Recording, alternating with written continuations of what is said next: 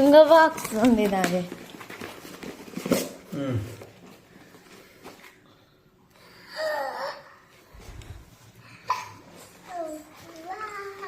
ఏంటిది అది?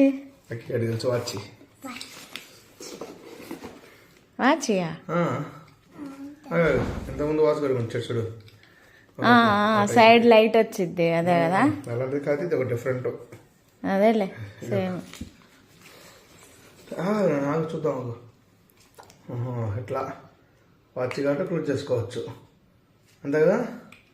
మళ్ళీ టైము సెట్ చేసుకోవాలన్నా మళ్ళీ ఒకసారి